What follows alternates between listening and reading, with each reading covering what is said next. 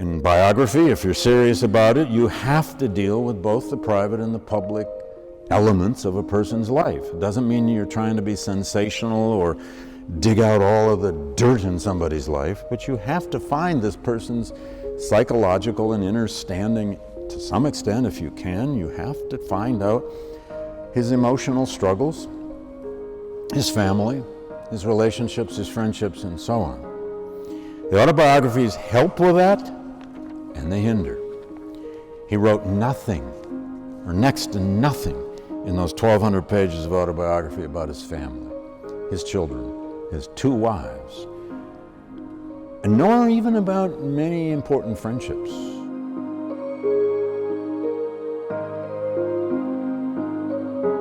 And then hopefully hear from you. But first, I want to point out that Douglass is now not quite to the scale of Abraham Lincoln, but he has become an immensely symbolic figure in American history. His image is seemingly not everywhere, but he's certainly in every textbook now.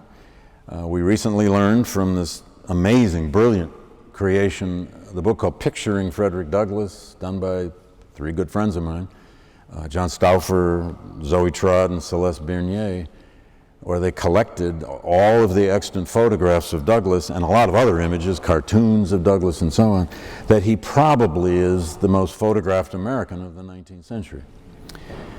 Now, there are reasons for that, although it still might seem a little puzzling why Douglass would be the most.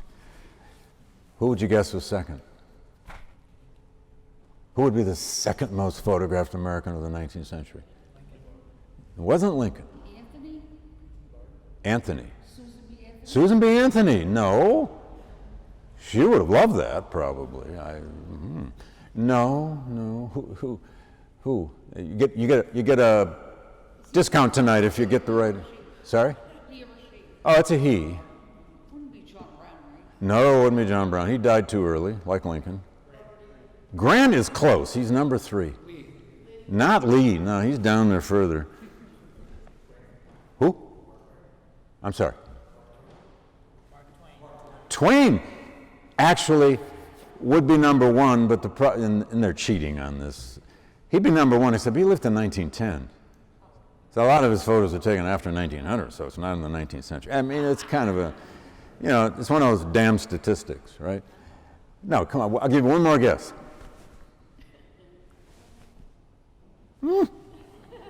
Hint. He's associated with the West. Custer, yeah. Not Buffalo Bill, I would have, Custer. Yeah, I mean, why? I don't know. The hair, maybe? I don't know. It's weird, but anyway. No, anyway. So, and it can't be because he died right, because the photos can't be taken after he's dead. Any rate, Douglass's image is now, I mean, I go around everywhere I go with my Douglass button on, why not? And in restaurants, waitresses, waiters, the conductors on trains, stewards, the attendants on planes, they'll often say, that's Frederick Douglass, isn't it? Yeah, it is. What do I ask next? What do you know about him? Or, it's like, I don't, but he's recognized. Well, okay, that's fine. But Douglass has also become, a little bit like Lincoln, a figure now that everybody wants to appropriate. They want to get Douglass on their side. The great David Donald, who taught for years at Harvard, among other places, wrote a famous essay way back in the 1950s called Getting Right with Lincoln, in which he showed that throughout American history, down to the 1950s, and it's probably been even more true since, every part of the political spectrum, every political party, everybody had to get Lincoln on their side. There's a lot of that going on with Douglass now, left and right, politically, and I'd be happy to come back to that. But just one anecdote. At the dedication of the opening of the great new African American History Museum in Washington, which was in late September 2016, President Barack Obama gave the dedication speech. And this was a big public speech for him. This is the first black president dedicating this great new Black History Museum right there on the Washington Mall. And his speechwriters nailed this one, and so did he. It's one of the last public addresses of Obama's presidency. I mean, he gave a lot of campaign speeches the following month or so. That was the 2016 election. Didn't do a lot of good, but anyway, in this speech, right in the opening, Obama said he wanted to deliver, quote, a clear-eyed view of a tragic and triumphant history of black Americans in the United States. He spoke of a history, he said, that is central to the larger American story and one that is both contradictory and extraordinary. This wasn't a speech to just make everybody feel good. It wasn't just niceness. And it wasn't just progress. He likened the African American experience to what he called the infinite depths of Shakespeare and Scripture. The embrace of truth, said Obama, as best we can know it, is where real patriotism lies. And then naming some of the major pivots of the country's past, Obama wrapped his central theme in a remarkable sentence about the epic of the Civil War era. And this is what Obama concluded his first paragraph with. We've buttoned up our Union blues, said Obama, to join the fight for our freedom. We've railed against injustice for decade upon decade, a lifetime of struggle and progress and enlightenment that we see etched in Frederick Douglass's mighty leonine gaze. Now that's speech-making, that's rhetoric, that's a speechwriter having a good moment, but it's a choice. He put Douglass at the top of his explanation, his dedication of this dreamed-of museum on the Washington Mall. And that leonine gaze, of course, comes in many forms. I have several that I particularly like. There are more than 80 photos in my biography. They're not all of Douglass. I mean, there are a lot of other people and places. I particularly like this one, partly because of the setting. He's sitting. He's not sitting. Well, he sits in many of the photos. You just don't know it. But this one was taken in the third week of January, 1863. It's only 3 weeks after the Emancipation Proclamation. And Douglass was out doing what he normally was out doing. He was on the road, giving a lecture called The Proclamation and the Negro Army, which is now all about the revolution that could come because of the Emancipation Proclamation and the recruiting of black soldiers. But the photo was taken in Hillsdale, Michigan, of all places, at Hillsdale College. Everywhere Douglass went, if there was a photographer in the community, they wanted him to sit for a photograph. Although Douglass himself cultivated many of those photographers. He liked having his photo taken. He manipulated some of those photographers. Now, my big themes. And then I might have a couple other little comments, or actually I will have a couple other little comments and bring you back to those two biblical passages. The first theme in this book, and it's throughout, not just, well, actually mostly after he becomes a public man in his 20s, but the first big theme in the book is words. It's language. Douglass is all about words. You know him because of his words. You know him because of his written words and his spoken words. He became a genius with language. Exactly how he became such a wordsmith, how he could hear such music of language in his head, how he could take words and explain a dilemma, explain a historical pivot, explain the pain of a historical moment or the joy of a historical moment, explain an idea in rhetoric. Just how he came by that is not always simple to figure out.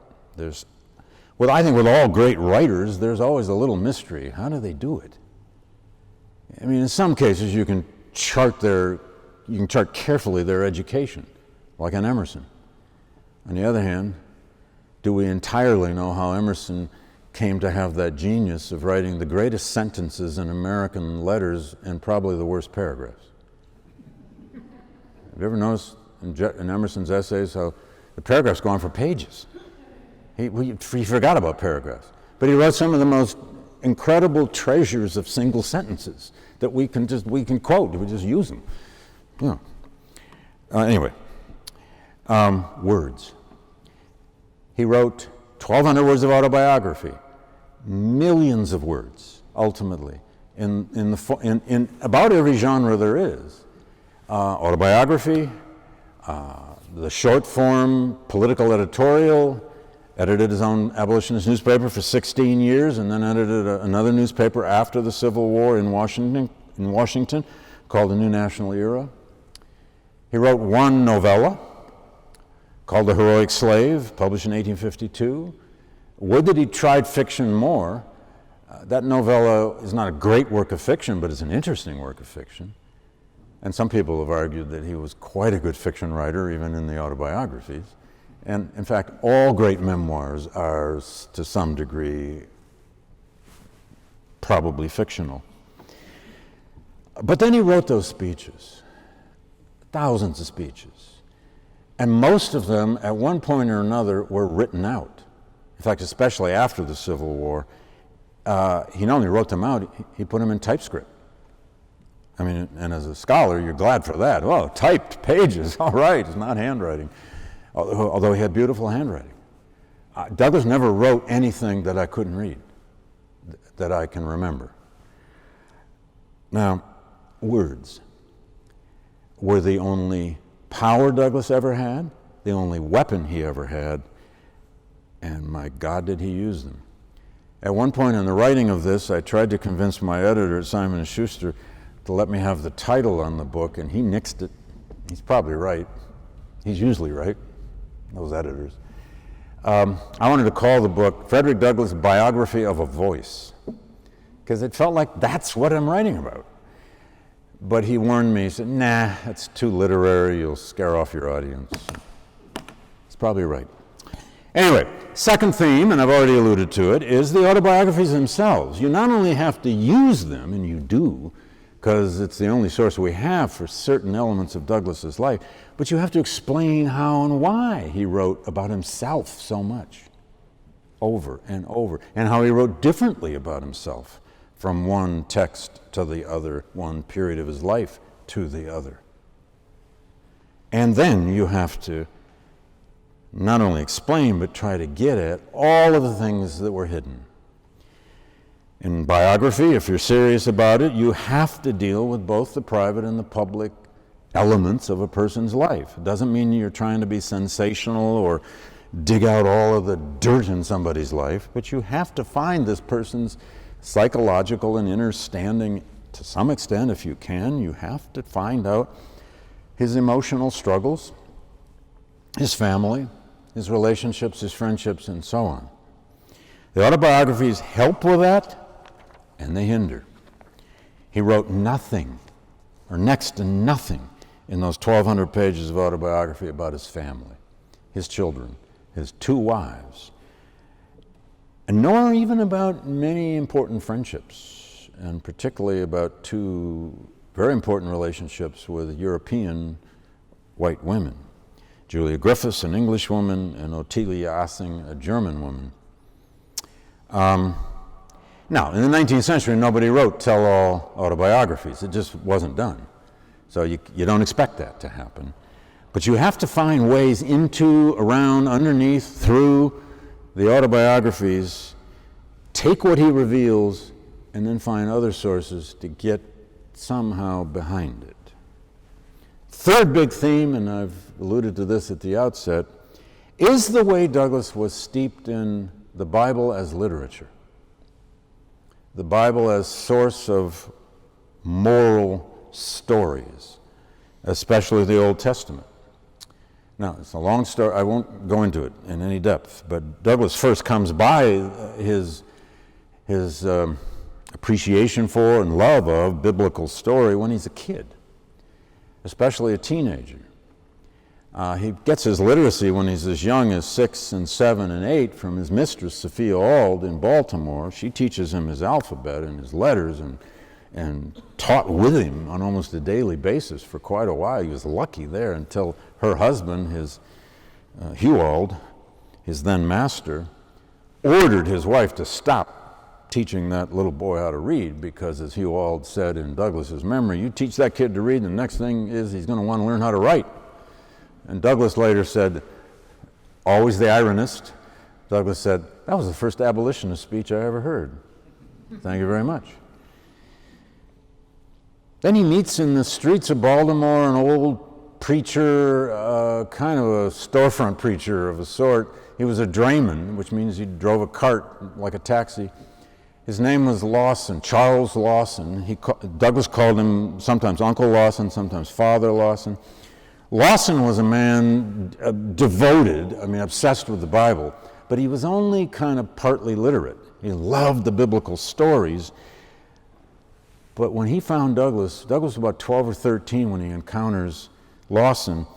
He and Lawson became close buddies. And as they had time, Douglass would sit for hours and hours and hours, he says, and just read the Bible out loud with Lawson. Now, the way Douglass got language in his head was through the King James language in the Bible, reading it out loud, and then by going to churches. He attended 4 different churches in Baltimore, 2 of them white and 2 of them black. He names all the preachers. He says which ones he really liked and the couple he didn't especially like. But he makes a big deal out of Lawson and the hours they spent just reading out loud from Isaiah or out loud from Jeremiah. Now, did he understand all these Old Testament stories at that point? No.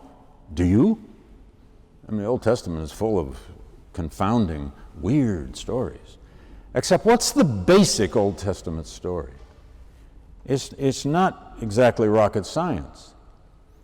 It's Jeremiah and Isaiah and Amos and Ezekiel, all of them preaching at the people of Jerusalem that they have become totally consumed by sin. They have ruined their city, their country. They are ruined as a people, and the temple in Jerusalem must be destroyed. It will be destroyed. It is finally destroyed. And some of them survive into an Egyptian captivity. Some of them survive and somehow get to Mount Sinai with Moses. Some of them, and then a few of them actually survive with Joshua all the way to the Promised Land. It's the Exodus story. You don't have to be,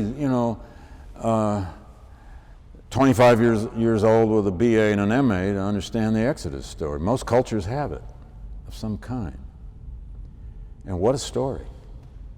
Destruction and recreation. And what Douglass did is found, and he's hardly alone here, Americans of all kinds did this in the 19th century, and some still do. We don't tend to trust them when they do these days.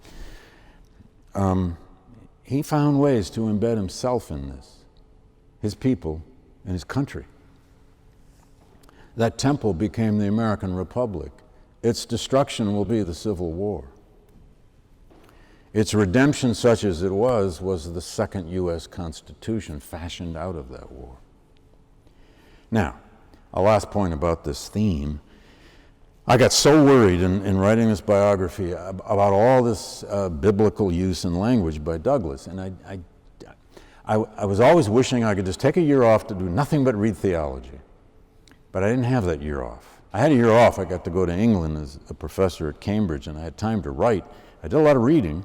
So what I did is I asked my theologian friends and religious studies friends, and I'm lucky to have a few friends in that field. I said, what do I read on the Old Testament? Ask a theologian, what do you read on the Old Testament? They've spent their lives doing this. But my dear friend Don Shriver, who used to be dean or president of Union Theological Seminary in New York, he said, well, David, you have to start by reading Walter Brueggemann. Now, Brueggemann wrote 30 books on the Old Testament, but here's the 2 you got to read. And he was right. And I made very good friends with a rabbi in New Haven named Jim Ponit. And I keep giving him credit for this because he deserves it. And Jim was retired. He used to be head rabbi at Yale. And we used to hang out. And he finally started telling me, all right, here's what you got to read. You got to read this, you got to read that, but especially read Abraham Heschel. Heschel, the great Jewish theologian who in the late 1950s wrote this book called The Prophets, among many other books. But in The Prophets, Heschel spends many, many, many pages defining what the prophets were in the Old Testament and what a prophet is even in modern times. And a prophet is not that person who simply predicts something.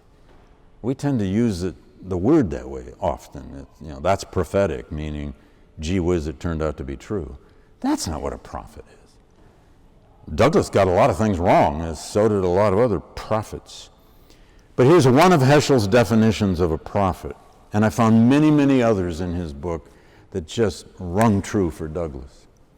The prophet is human, said Heschel, yet he employs notes one octave too high for our ears. He experiences moments that defy our understanding. He is neither a singing saint nor a moralizing poet, but an assaulter of the mind. Often his words begin to burn where conscience ends. An assaulter of the mind. In another place, Heschel says, a prophet is usually that person who has undergone a shattering in his own life, a shattering of his own soul, perspective, such that he learns how to shatter others. A prophet always troubles us. A prophet never leaves us happy or feeling nice. The prophet isn't doing his job if he does that. Douglass had that capacity. If you read Douglass closely at all, in the autobiographies, but especially some of the speeches, and especially some of the editorials, his political editorials of the 1850s, you find an American writer, there are many others like it, but you find an American writer who at times just finds the words to explain a pivotal moment in history, to explain a dilemma, to explain a certain historical condition, to explain the pain of loss in a certain situation or the joy of a victory in a certain situation. Douglass had that capacity to write sentences and sometimes whole paragraphs that just wake you up, stun you. And you could just say, oh, he was a genius as a writer. But what does that mean? Who even knows what a genius is? I don't know what it is. Douglass had that capacity, and that's why I put the word prophet in the title. And throughout the book, I try to justify that, not by just always telling you he's a prophet, but by showing it. A fourth big theme of the book, I'll be quick with these next three, is Douglass is a classic example, and we've had several of those in our own lifetime, or my lifetime anyway. He's the radical outsider, the old radical, the abolitionist, who was always outside of power, hammering his way in, trying to imagine his way in, who becomes with time and the victory of the Civil War and with emancipation, he becomes the political insider. Now, there are many models of this, again, in our lifetime. Think of a Nelson Mandela. My God, 27 years in prison. He was not only a political outsider, he was imprisoned. Think of John Lewis. Think of many of the great civil rights leaders who then became mayors or governors or congressmen or even senators. And what happens to that radical outsider when he gets inside of power, at least to some degree? What kind of compromises will he make? Will they be big compromises? Will they ruin his soul? Will he be attacked and criticized for the occasional compromise because he's learned so well how to be a pragmatist? You bet he will, especially by the next generation, which always wants to knock off the older generation. And Douglass did, after the Civil War, gain 3 federal appointments. He never held elective office. Douglass never ran for an elective office. There were those who always wanted him to. There were people who wanted him to run for Senate in the state of New York. I think he had the good sense to know that he probably couldn't win. He'd be a black man on the ballot statewide. That had never happened.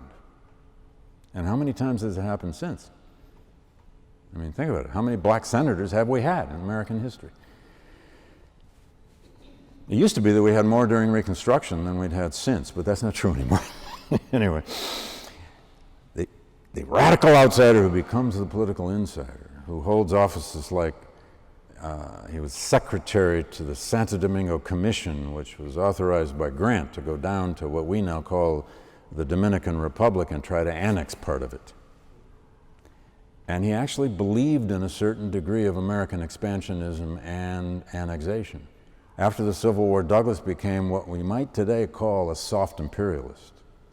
He did indeed believe the United States ought to now export its ideology, because now the new United States, he wasn't alone in this either, a bunch of abolitionists did this.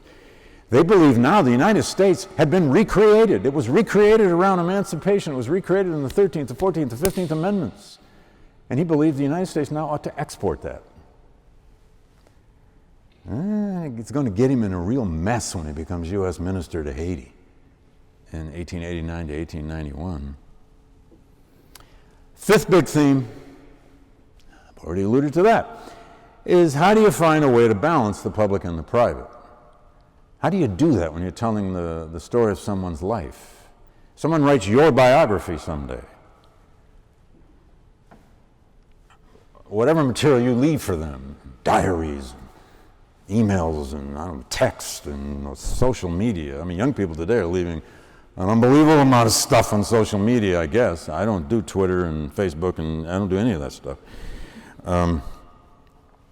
because I don't know how to find time for it. But how do we find out about you? What do you leave for us? Well, this was a man who very much was aware that he was going to be remembered and somebody was going to write about him. And you wonder sometimes when he's writing a certain letter, does he know I'm going to read that? Or that, the rest of us could possibly read that? In the autobiographies, he definitely knows that. But how do you balance the public and the private part of a person's life? How do you fold into the story of a public man, a great thinker, a public leader, a man who led with his voice, a man who could get up a crowd anywhere as a lecturer and an orator, a man who did advise several presidents and so forth? How do you find the family story behind that? How do you find what the marriages were really like for him? How do you find those relationships with his 4 adult children, which to me are one of the most fascinating things of Douglass's life? 3 sons, 1 daughter, 21 grandchildren, more than half of whom died in infancy or by their teenage years from all kinds of epidemics. They were always doing funerals at Douglass's house in Washington.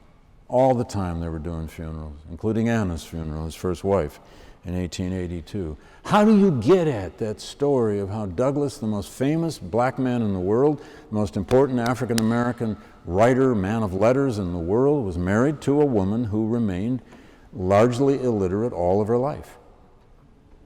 Now, Anna was, by all accounts, an immensely talented domestic woman. She raised 5 children. The 5th child, whose name was Annie, her namesake, died at the age of 11. She had a famous, huge garden in Rochester. She was also famous for her Maryland biscuits, and so on and so on. But she was never part of Douglass's public life, never traveled with him. How do you explain that marriage? Worse yet, how do you explain the relationship to Attilia Assing, a German woman who, a brilliant woman, highly educated, daughter of poets, inspired, she was a German 48er, inspired by the Republican revolutions of 1848 in Europe. She came to America in 1853 or 54 as a journalist to cover the American abolition movement and the slavery crisis of the 1850s. And she wrote for a German magazine called Der Morgenblatt. And we have all the essays she wrote for that. But then she reads Bondage and Freedom, Douglass's second autobiography, in 1855, and she was bowled over by it. And she went as soon as she could out to Rochester in early 1856, just walked up to the Douglass house, knocked on the door, and said, "Can I interview you? And oh, by the way, can I translate your Bondage and Freedom into German?" Which she did. And then she tried never to leave. for the next 22 years. Ottilia lived most of the time in Hoboken, New Jersey, where there was a German emigre community of artists and thinkers and writers. She did part-time tutoring and teaching. She got paid for her writing. She was a very unusual professional woman in the 19th century. She was also one of the most self-centered, arrogant human beings I've ever done research on. I'm just being nice now. What we know about the nature of that relationship, this is what I mean by public and private. We know 99% of what we know about it from her pen, her letters to her sister in Europe, Ludmilla. I had all those letters translated by a brilliant young German law student at Yale who could read the old German. And thank God. And that young woman, Katharina Schmidt, is now doing a PhD in history at Princeton. Somehow she got away. But she understands Ottilia Ossing better than anybody alive and would instruct me about it.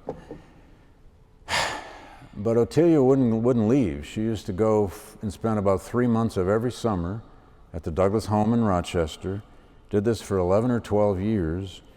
She would stay in the house. She would spend her days in Anna's garden, reading, playing with her cat, and eating pears and peaches, and claimed to be Douglass's intellectual companion while there. Her fantasy was that she would get Douglass to break up his marriage and go to Europe with her. I don't think that was ever really Douglass's fantasy. There's no evidence he ever really planned to do it. That he may have allowed Ossing to have that fantasy, perhaps. But I go on too far with this one. Is one of those things that if I could ever get Douglass in a room, I mean, my greatest fantasy is I get Douglass in a seminar room with the doors locked. And maybe 2 or 3 other Douglass scholars are with me. I mean, we're really going to gang up. 4-hour seminar, no bathroom breaks. And we're going to pepper him to find out answers to all those questions he simply doesn't reveal anywhere in his autobiographical 1,200 words. And one of my questions will simply be, Mr. Douglass, Ottilia Ossing, explain. And then there'd be other questions like that. Clearly, he developed an intellectual relationship with Ossing, and that may have been all it was. We can't know for sure, unless we believe everything she wrote. That does not end well, as some of you know. She finally gave up and moved back to Europe in 1878, 79. Traveled all over Europe till her money ran out, and committed suicide in a park in Paris in 1883 with cyanide pills, and left a $10,000 estate to Douglass and his children. There's one letter after her death in which Douglass expresses deep regret that Miss Ossing had died. I always called her Miss Ossing. She has one mention in the 1,200 pages of autobiography, and she's called Miss Ossing. And by the way, his children knew her well too. They became sort of friends. Public and private life. How do you find a way to find those balances? And that just doesn't mean, relationships with women. It means, how did Douglass emotionally cope and endure the kind of racism that he experienced? He got Jim Crowed more times than he could count throughout his life, even down to late in his life. He had, at least by my guess, at least 2 significant nervous breakdowns or emotional breakdowns. One in the early 1850s and one after his wife Anna died in 1882. When Anna died, she had a stroke, she was incapacitated for a few months. Douglass went off to Maine, actually Poland Springs, Maine, which was a resort then. We know it now as the water bottles, or I don't know, I've never been there, but that's how I know it. He went off to Poland Springs for 2 months by himself. And he wrote a lot of letters while there to his adult children, which are wonderful letters. Thank God we have them. Last theme is Douglass the thinker, the intellectual. And I've treated him very carefully as an intellectual. So have some other Douglass scholars, and we've been doing this now for quite a few years. But he was a many-sided thinker, sometimes a very contradictory thinker. He was quite a spokesman for what might be just called 19th century political liberalism, which was the faith that all solutions are essentially political. He wasn't a very good economic thinker. He wasn't good on unions. If you want him to be, he wasn't.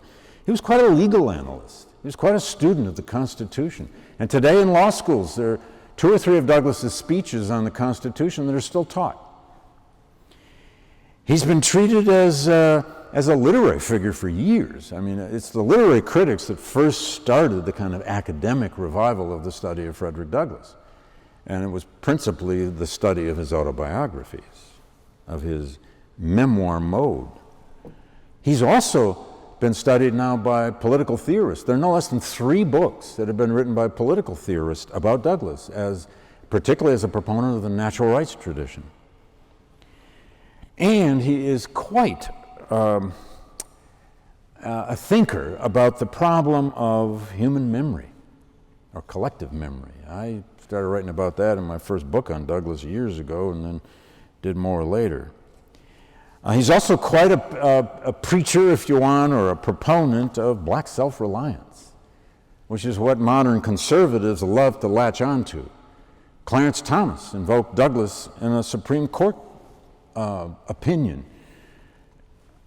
I don't know for sure. It may be the only thing Clarence Thomas ever read by Douglass, but he seized upon Douglass's speech during Reconstruction, where he argued that blacks not only should engage in self-reliance, but to the question, and the title of the speech was, what is to be done with the Negro? And Douglass's answer to that, and he would repeat it over and over, was, do nothing with him or to him, but give him fair play.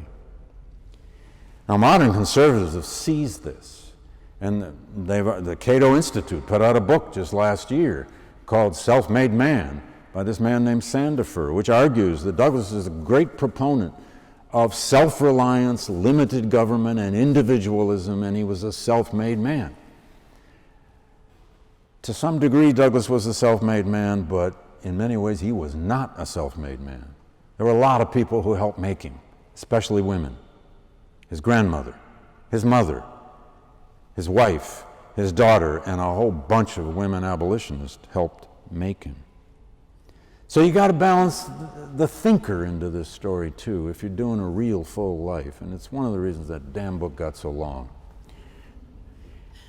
All right, a last little note. I mentioned these 2 passages at the outset.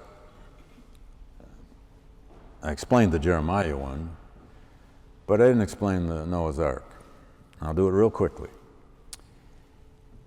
In the election of 1864, when Abraham Lincoln was reelected, it was by no means a foregone conclusion that Lincoln was going to get reelected in the summer of '64. The war was in, as I know some of you know, was in horrible stalemate in Virginia and in Georgia and in the Shenandoah Valley of Virginia and in Mobile Bay. Lincoln called Douglass to the White House, 3rd week of August, 1864. That was their second meeting. The first time they met a year earlier in August of '63, Douglass just went to Washington and got in line at the White House to protest unequal pay and discriminations against black soldiers. He wasn't invited. He got in to talk to Lincoln for maybe a half hour. The second time, though, Lincoln invites Douglass because he needs him. He needs this spokesman of black America.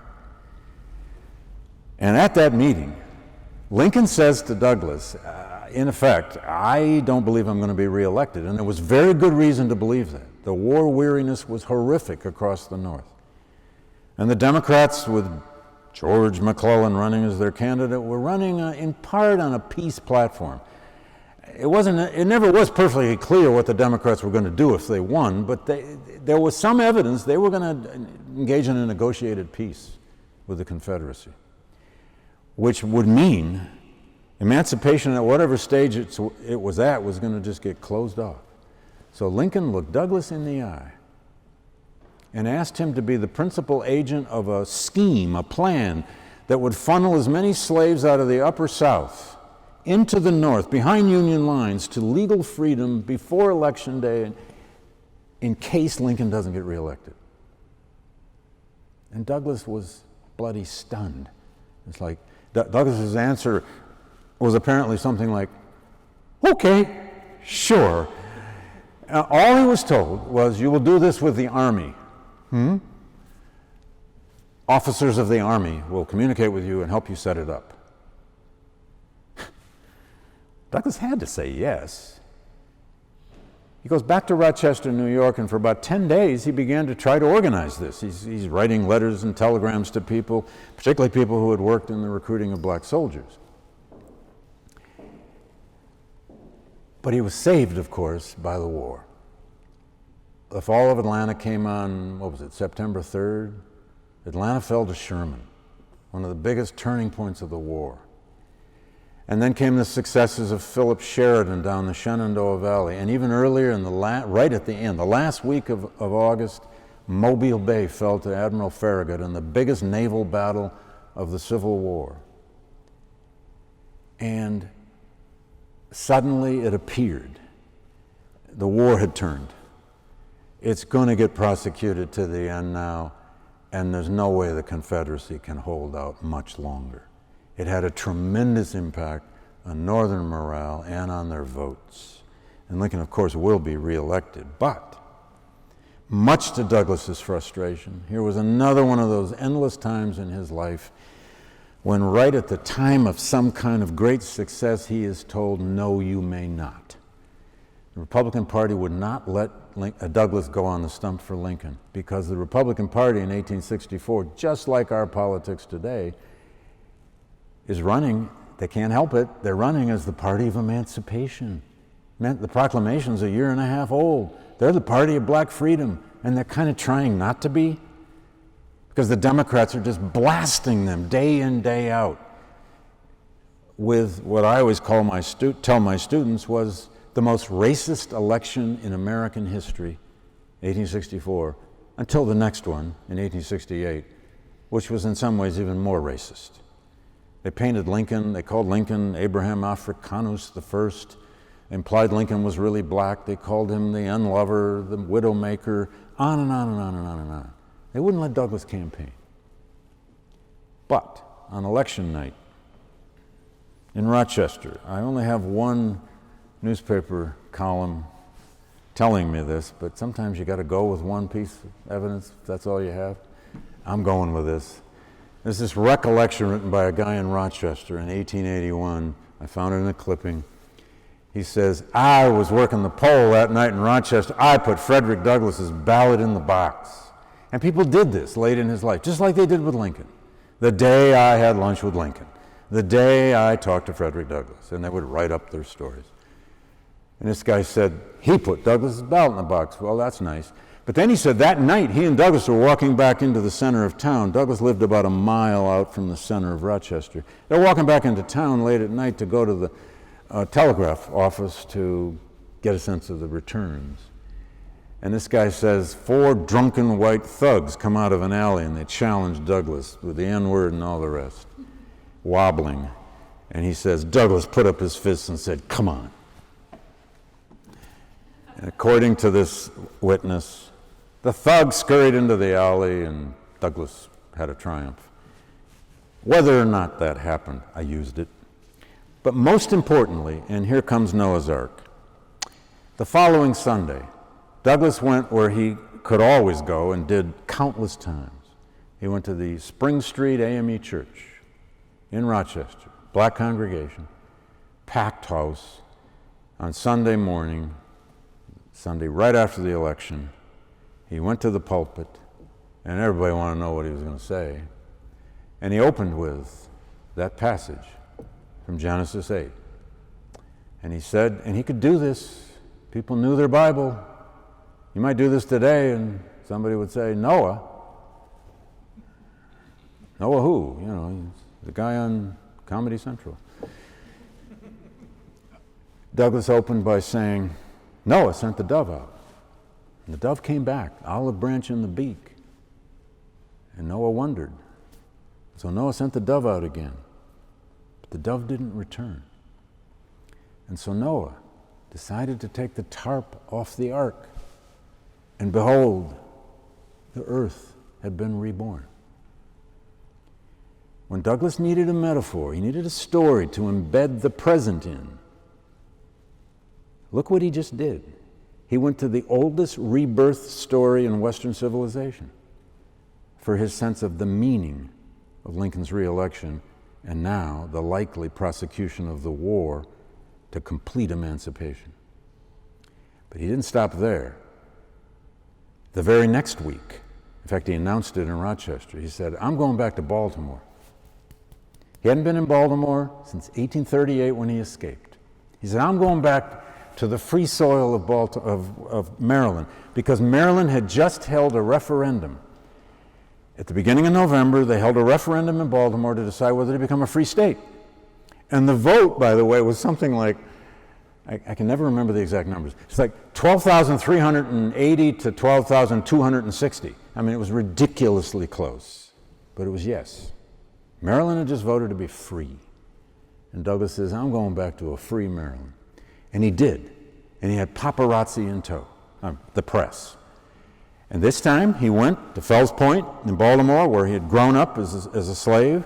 He went to the Bethel AME Church on Dallas Street in Fells Point. That church is not still there. And when he walked up to the front of the church, a woman met him at the steps. And she said, hello, Frederick, I'm Eliza, your sister. This was his sister Eliza, an older sister from slavery days. They had the same mother. Eliza meets him at the door. It's not clear Douglass even recognized her. She said, hello, I'm Eliza. I had 8 children. I named one of them for you. He took her by the arm. They walked up the central aisle of the church to the altar. The press tells us the altar was surrounded by American flags. And Douglass got up, and he did it again. He said, Noah sent the dove out. The dove came back. Noah sends the dove out again. The dove didn't come back. Noah took the tarp off the ark, and behold, the earth is renewed. But then he said, but that I have come back to Baltimore and the free soil of Maryland, I am the dove. I am the dove bringing you this message. Now, it takes chutzpah to put yourself into Genesis, for God's sake, and get away with it. But he did, embedding himself, his people, and his nation in the oldest rebirth story in Western civilization. That's what winning the war, not just Lincoln's re-election, meant to Douglass. Thank you.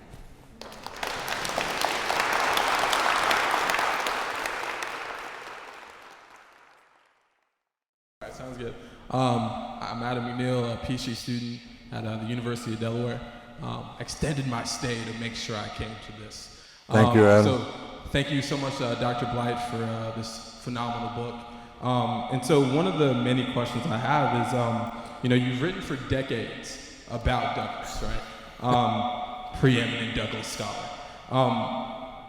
Why now? You've been writing for a long time. So what was really the, and I kind of know the answer, but what was the impetus for you to write the biography in 2018? And also, while writing, a lot of stuff is happening in the world as well. And did that ever, whether the Charleston and Donald Trump, and were there any other factors outside that maybe even affected your writing in this? And so, thank you. Okay, Adam, thank you.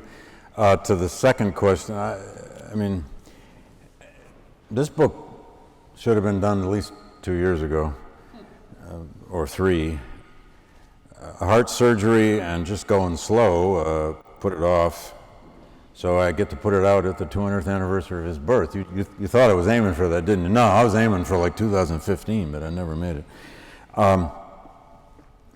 The present has a great deal to do with any history we write.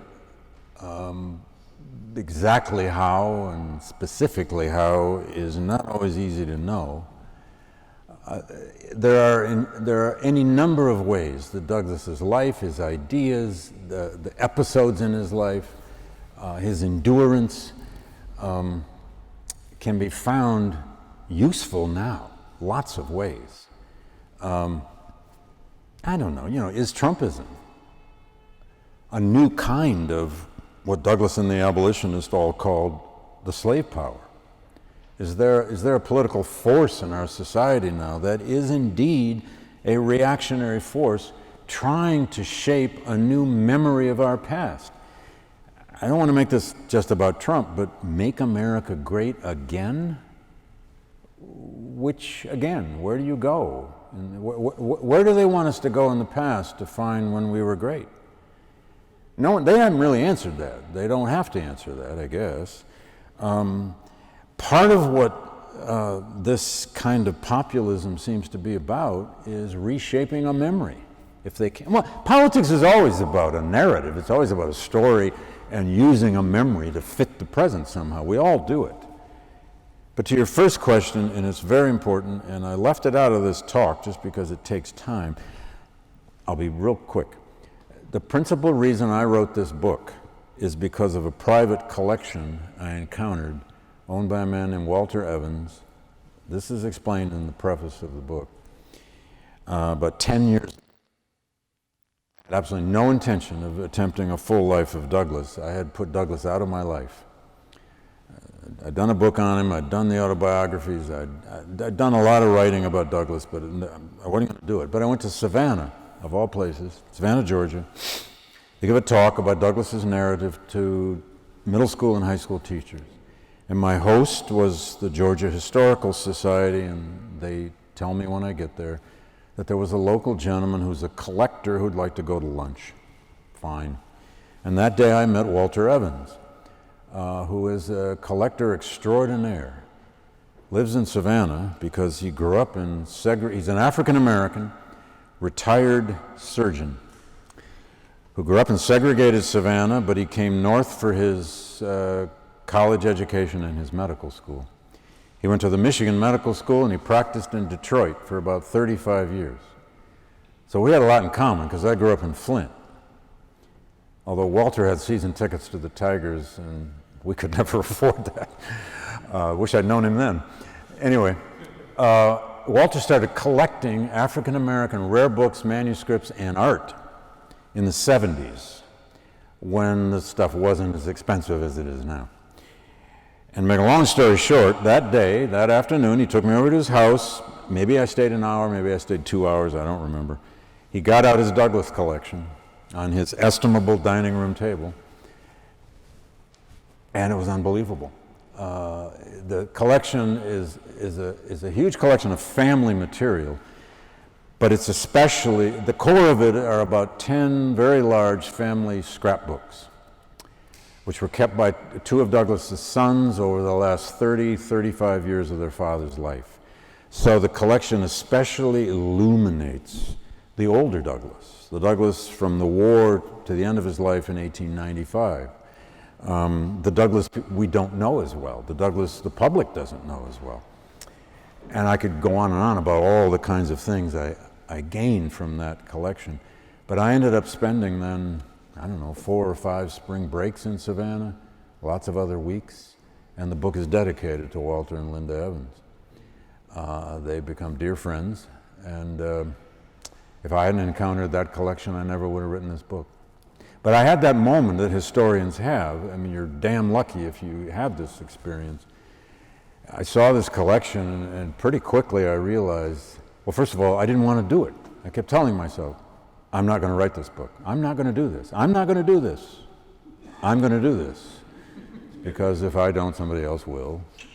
I was not the first person ever to see it. I was the first scholar to really use it, and now several other Douglass scholars have gone to Savannah, have gone through Walter's initiation and routine, and many others have used it. But that encounter with a private collection is the reason I wrote this book.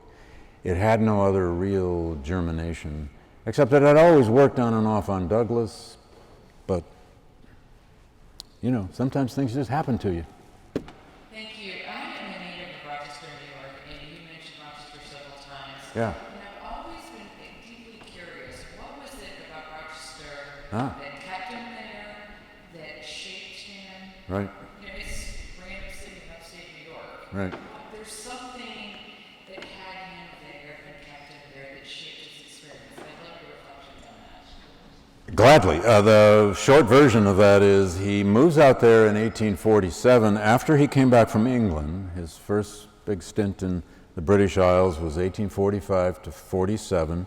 After he published his first autobiography, he went to England, thinking maybe he'd only stay a few months. He stayed 18 months, and it was revolutionary for him, the way he was treated so well in the British Isles. He came back, though, an angry young man. He had experienced very little racism in Ireland, Scotland, and England. He experienced some, but nothing like what he experienced here. He wanted to get out of the Boston area. He wanted to get away from Garrison and the Garrisonians. He was doing what young people do. He struck out for independence. Rochester, though, was an anti-slavery city to a degree. It had a strong enclave of Quakers. And he became very quickly attracted to this town because it was part of that so-called burned-over district reform area of upstate New York. There were already abolitionists in the town. It felt secure, it felt safe. He met some local Quakers, especially the Post and the Porters. He became very close with Isaac and Amy Post, who would be lifetime friends of his, and he thought this might be the place to relocate. Anna didn't want to move there. Anna had finally settled in Lynn, Massachusetts. She'd become a shoebinder to make extra money for the family and so on, but she picked up lock, stock, and barrel and followed this guy again. But Rochester had a safe, secure, active anti-slavery community. And it also, of course, was, I don't think he ever said this that I know of, but it's very close to Canada.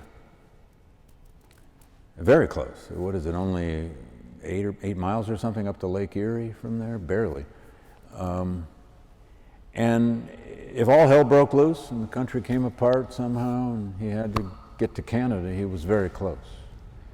Then, he establishes his newspaper there, and they put down roots. And by and large, his kids grew up more in Rochester than they had anywhere else. And they went to school there, although even those schools were not very welcoming to black kids. Rochester did have a pretty significant black community. It had Spring Street AME Church. I think it had 2 black churches, in fact. And Anna at least had a community, not at first, but she had a community of her own as well. We know less about what she did with that community. But he lived in Rochester longer than anywhere else in his adult life. And he moved to Washington after, as you may know, his house burned in Rochester in 1872. And he believed, and there's good reason to believe, that it was arson. His house was burned.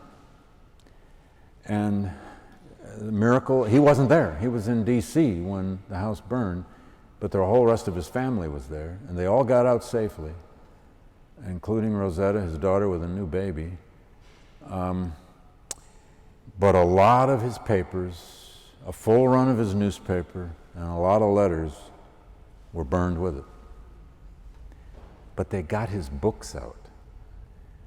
There's a scene in the Rochester newspaper, picks it up, of the scene around the burned down house afterward with what was saved, and there were piles of books. And somehow his sons went for the books. I don't know what else to make of that. But and of course he's buried there. When he died, he'd already made plans. He would be buried in Rochester, not in Washington. Both of his wives are buried in Mount Hope Cemetery in Rochester as well. Yeah. Hi, I'm Charlie Gorman. I teach at high school just outside of Boston. So I have a question about Douglass's relation with John Brown. Sure. The extent to which he was drawn to Brown's aims and goals. Yeah. And, Yeah. what happened, why he backed off. Sure. the late 50s? And Sure. what happened? Thank you for that. I have an entire chapter on Douglass's relationship with John Brown. By my count, they actually met 11 times. To be quick about it, Douglass was always fascinated with Brown. He first met him in 1847, and on and off over the years, all the way down to Harper's Ferry in 59, he was fascinated with Brown. But he had learned over the years to have skepticism about a man with Brown's radical tendencies and sentiments and habits. When John Brown was talking about a plan to funnel slaves out of the Upper South in what Brown had once called the subterranean passageway, the concept was something like a militarized underground railroad. A large band of men running this, lots of men, it would take hundreds, and a series of forts, Brown's word, forts, that would be set up to begin to try to make little attacks into the South and bring slaves out. Douglass listened. And the only way I can explain that quickly is that you have to understand how in the 1850s, many abolitionists became increasingly desperate. After the Fugitive Slave Act of 1850 and all the fugitive slave rescues, many of which happened right here in Boston, some of which were successful, but some of which were not. In fact, the famous one of Anthony Burns in 1854 was not successful, and Anthony Burns was returned to slavery, at least temporarily. It brought an end to the rescue of fugitive slaves. Then came the Kansas-Nebraska Act, and the Bleeding Kansas broke out in Kansas, which is a border civil war. Then came the horrific Dred Scott decision of 1857, the Supreme Court case that argued black people had no future in America, could never be citizens, and were beings of an inferior order. By the late 1850s, to some extent even the mid-50s, a lot of abolitionists were looking for alternatives and were interested in violent means, especially some who had never been interested in violent means. Although Douglass, as early as the early 1850s, is writing editorials and writing wherever he can and speaking all the time about the possible uses of violence. He famously wrote in his paper in 1851, the reason a slave catcher fears having his throat cut is because he deserves to have his throat cut. The way to make the fugitive slave, Douglass's words, the way to make the fugitive slave law dead letter is to make a few dead slave catchers. Douglass himself participated in a few fugitive slave rescues. So he was at least prepared. He was not a warrior. I don't even think Douglass ever owned a firearm, except the revolver that was given to him by a man named Parker, who had led the so-called riot at Christiana, Pennsylvania in 1851, which helped some slaves escape. And that Mr. Parker had brought those slaves all the way up to Rochester to find the famous Frederick Douglass, who might help them to Canada. And when Douglass did take them in a carriage up to Lake Erie and sent them across to Toronto, that man, Parker, gave Douglass his revolver as a memento. But when Douglass found out that Brown's plan, he doesn't find this out until well into 1859, although he may have known it as early as 58. When he finds out that the plan is going to be an attack on Harper's Ferry, the largest federal arsenal in the United States, Douglass began to back away. He saw that as a suicidal act. He does go down to Pennsylvania, famously to Chambersburg, Pennsylvania, and met for 48 hours with Brown in August of 1859, where Brown begged Douglass to join him. And Douglass said no. Of course, Douglass's account of this is the only account we have of it, so we have to rely on him for this one. But he told Brown, no, this is a suicide mission. The bees will swarm, he said, and you will be hived. If Douglass had joined Brown in that raid, he'd have been either dead or put on trial and hanged. And immediately, documents, letters of all kinds were found in a trunk that Brown had left behind. There were many letters with Douglass. Douglass was, by any legal definition, a co-conspirator in the Harper's Ferry conspiracy. And a warrant was out for his arrest. Marshals were heading up to Rochester to find Douglass. Douglass, at the time of the Harper's Ferry raid, was in Philadelphia giving a speech. He hightailed it quickly up to Hoboken, New Jersey, where he stayed one night with Ottilia Ossing. And the next morning, he took an alternative train route back to Rochester, not the normal train route. He took a longer one because he didn't want to be detected. He got to Rochester. He did not even spend 24 hours at home. Poor Anna, and you can't help but say poor Anna sometimes. He walked in and said, "I'm going to Canada. I have to." And I don't know what she said, but she probably said something like, "What did that damn old fool do?" You know, John Brown, who had lived in their attic apartment for an entire month the year before when he was planning all of this. Douglass escaped to Canada, not knowing if he would ever be able to come back. And then he escaped to England for 6 months. Although he will return from England when his daughter Annie died in a diphtheria epidemic. But he returned through Canada. Nova Scotia, down, Montreal, down, came in very quietly back into the country.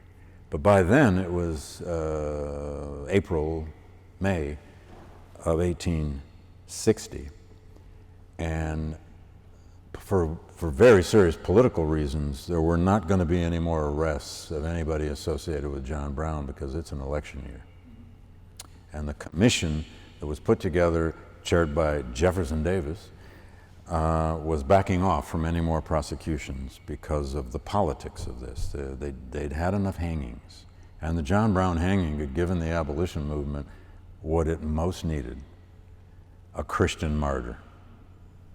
A martyr on the gallows, like America had never seen before. And Douglass, many, many times the rest of his life, and this will end your answer, Douglass gave many eulogy speeches about John Brown. And sometimes he'd even be asked for that. He'd go out on the speaking circuit and they'd say, "No, we don't want to hear that one. Give us the John Brown speech." And in the John Brown speech, he would say many things, but he would always say, John Brown was far more valuable dead than he'd ever been alive, which was the acknowledgement of the power of martyrdom. A dead hero is much more useful than a living one, especially in Christian cosmology. Anyone else? Yes, ma'am. I was just wondering if he got away from politics at that point and just started enjoying his life with the second wife. Yeah, you won't have to read that chapter. That's exactly what he did, yes. You know that already. Well, yes. Well, real quickly, Helen Pitts, Anna dies in 1882. She'd been long ill with many things, but she died of a stroke in the summer of 1882. And Douglass remarried a year and a half later to a woman 20 years younger. Her name was Helen Pitts. She was a Mount Holyoke graduate, a very well-educated, intelligent woman, white. And their marriage was, without question, the most scandalous, controversial marriage of the 19th century. One entire scrapbook in this Evans collection in Savannah is devoted to nothing but the marriage to Helen. Because there's so many clippings, so much coverage of this. Black press, white press, all the press. Mostly negative, but not entirely. He had met Helen, actually, when she was like a teenager on one of his travels. I mean, it barely remembered. He had visited her family. Her family was an abolitionist family, a farm family from western New York. So he'd met the family. But Helen had great anti-slavery credentials, too. During the war, she had gone, as a very young woman, she'd gone to work in contraband camps around Washington, D.C. That's refugee camps for escaped slaves. She caught malaria. She was forced to come home. She was a radical suffragist. She came to Washington to get a job, which is what so many people did in those years, and Douglass hired her in the Recorder of Deeds office. When he became Recorder of Deeds, he had 8 appointments. The first 4 were his 3 sons and his daughter, and he got savaged in the press for nepotism. But a 5th one was Helen Pitts. She was almost exactly the same age as Douglass's daughter, Rosetta, and they sat right next to each other in the office. And one day, a reporter walked in to ask Rosetta, "Did you realize your father bought a marriage license down the hall today?" Because it was in the city hall. And Rosetta said, "Huh?" Within an hour, the news was out. Douglass had married Helen Pitts, privately in the parlor of a black minister. They had kept it completely silent, probably because they knew what a scandal it would be. And I guess they decided to take the scandal and the heat after the fact rather than before the fact. But you should know, Douglass's children, who are now all in their 40s or late 30s, never really warmed up to Helen. I mean, to a degree they did, but it never really was a close relationship. However, to your original question, by any measure, by any evidence we have, and we have quite a bit, it was a great marriage. She was 46, he was 66. He's married to Helen in the last 12 years of his life. She traveled everywhere with him. She was incredibly devoted to him. And they went on a European tour for 11 months in 1886 that was extraordinary. And they both kept diaries. Although she quit keeping her diary like halfway through it. And I mean, she was a beautiful writer. I wish to God she'd keep writing your diary, Helen. He did, though. He kept quite a diary on that trip.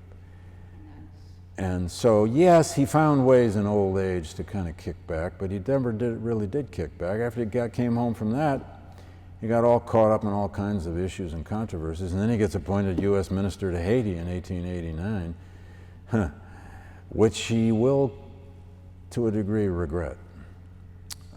He's in his 70s by then, and he's sailing off to Haiti to be the American ambassador in a very difficult situation.